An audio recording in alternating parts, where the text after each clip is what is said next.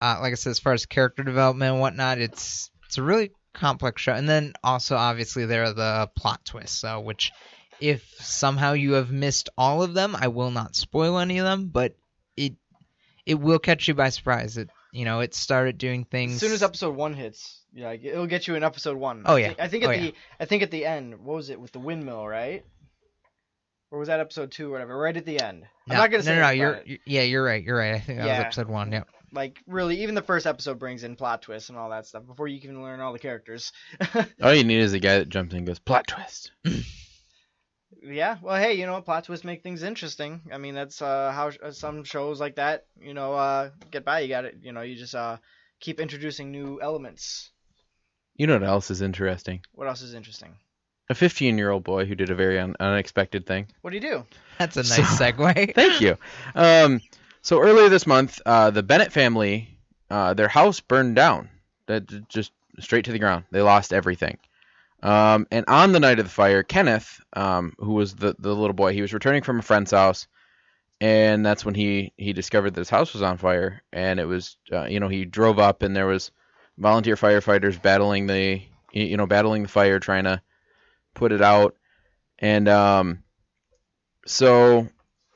but the first thing he thought of wasn't that his house burned down, wasn't about everything he had lost. It was about actually somebody else.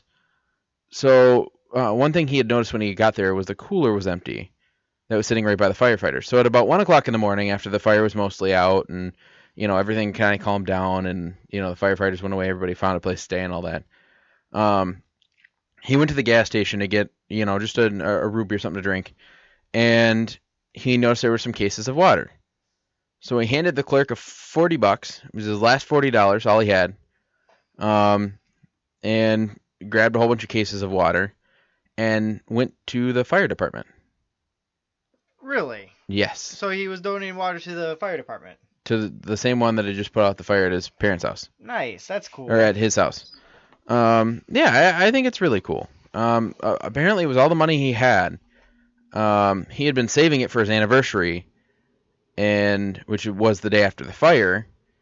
And he wanted to take his girlfriend, whose name was Bailey, to Ruth's Chris? I don't know. For a...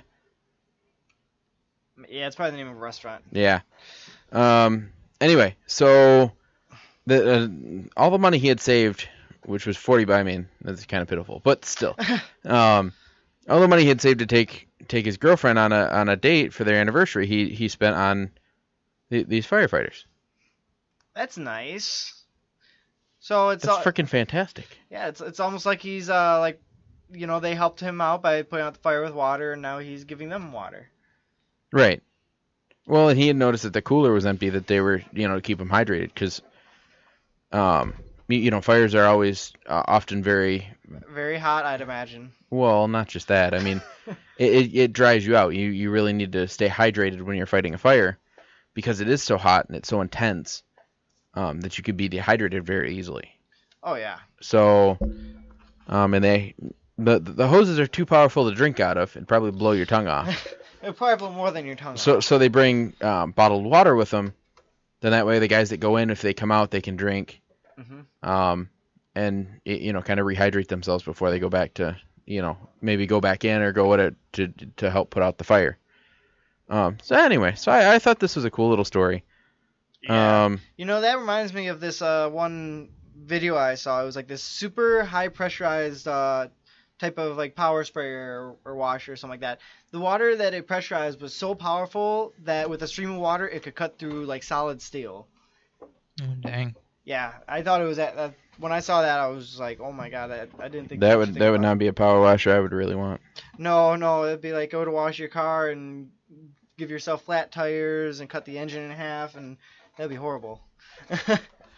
Cut your engine in half? You cut your freaking car in half. Yeah, you probably would. That'd be horrible. Do we know where this story was from? It did not say. Didn't say? Did not say. Still, that's cool when you see people... everything that you see is all that I got. All right. Mm-hmm. Yeah, still though, it's nice, hearing stuff like this. When you have some, well, first of all, they're firefighters. It's their job to help people. But when you have people who go out of their way, after the fact, and realize these are people here too, and they're like sacrificing their lives and everything, so they want to make it up to them, or do something to make their day. So they'll bring them water, or make them sandwiches, or ice cream, or something like that. Really nice gestures as like thanks. It's nice to see that kind of stuff. I mean, I know, we hear it a lot, like on this show, because those are the kinds of stories that we do. But it's they're really nice stories. It kind of restores my hope in humanity a little. Well, that's kind of the point. Mm-hmm. Yeah, there's nothing in here that says where this was from. I'm even trying to like look at because there's a picture of the fire truck, and it kind of cuts off where it's from. Well, I do want to say one thing though. Just to kind of reiterate what Mark said. I do like that. It's been a while since I've been on the show, obviously, and I unfortunately haven't been listening as often as I should. But I do like that, Aaron, that you put on these stories, because whenever I turn on the news, it's always like something horrible is going on in the world, and I do like hearing these nice stories. So, me too. It was well, and I keep them on because this was pretty much the foundation of the show. I should do more. But this was the foundation of the show. When we started it, we're like, we happy news, and then we're like, okay, it's great. We can, let's do that. But what else can we do? Because it's not going to be long enough to do a show for. So then that's when we added the movie element to it. Is that a sad state of our society right now? What? We don't have 2 hours of good story stuff. No, but I mean, it really does say something about our society, because if there's really not. It's not reported on as much, like unless you find. It's not reported on at all. Yeah, unless you find your local story, that's. I literally have to go to special websites, like there's one called Sunny Skies and things like that, to find these stories. These are websites that literally just do all this, and even sometimes I find those, I'm like, well, that's really not that, it's good. Yeah. It's kind of like it kind of reminds me of a video that I just saw about two old ladies that Steve Harvey had on one of his shows. I think it was Little Big Shots that he had them on, but I don't know why. They were like 100-year-old ladies, and they were best friends. They've been best friends forever. And one of them was like,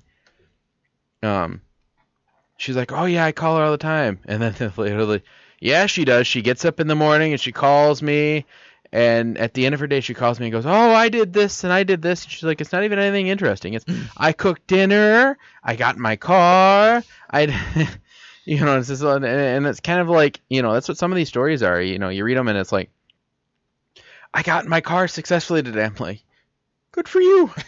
I do it every day. You know what I mean? So it's one of those where I kind of have to pick and choose. Like last week, there was one about, actually, I don't know if I shared this one last week. Have you guys ever seen those T-shirts? It's like really kind of like one of those things that's stupid funny. It's like a shirt that says, I pooped today. No. You've never seen those shirts? No, I haven't. It was like a whole thing for a little while. I'm surprised you guys missed that.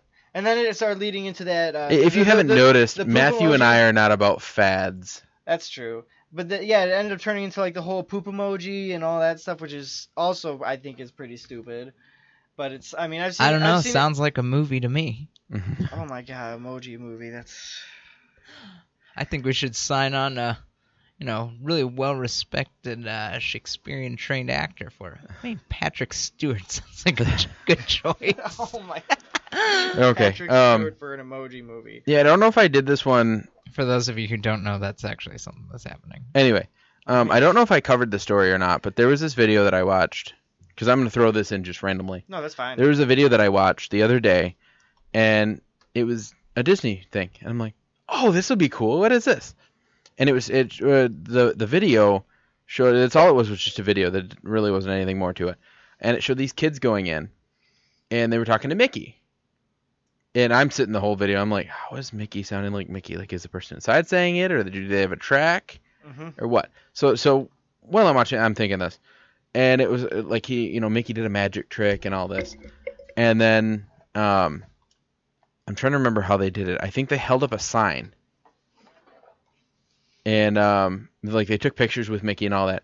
And they held up a sign, and it told the two little kids their adoption date. Apparently, the parents that they were with were going to be adopting them. and they literally, that's how they announced that they were being adopted. Oh, it tugged at my heartstrings. Oh, that's so sweet. And they cried, and Mickey's like, "Do you want another hug?" And I'm like, "I want a hug." I've seen stories like that too, or it's like you got like a guy who's engaged to a woman, and they'll do like a photo shoot or whatever, and the guy, he'll have like one of his friends sneak in the background, and it'll be like, "Lisa, will you marry me?" like on the sign or whatever, like in the back, like right. like so it's like just above them, and then she sees it, and like when they develop the pictures or print them out or look at them or whatever. But it's I always thought like those, that's kind of a cute thing. Disney does some really amazing things in their parks. So. I still stand by what I said a while back, and what I said was, if any corporation were to take over the world, it would be Disney. I think I agree. I think Disney, because they have so much technology that we don't even know about.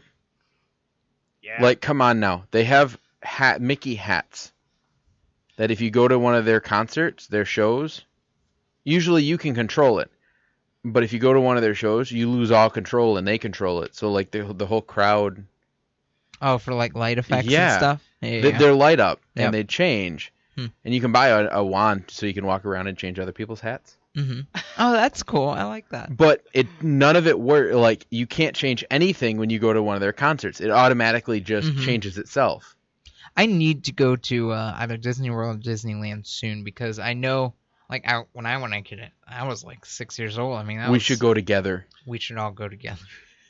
Because I haven't been since I was a kid either. But that's the point. Like, technology, like, when we were kids, like, we had VHS tapes, for example. Now it's on my phone. Yeah. Like, hey, it's. I was gonna say all my videos of me going to Disney are in the mini cassette tapes taken with a camcorder. Yeah. By my dad. Yeah, I was gonna say I used to make those, like. And then you got hot, and then you got hot, and you got the Disney spray bottle with the fan on it. Yep.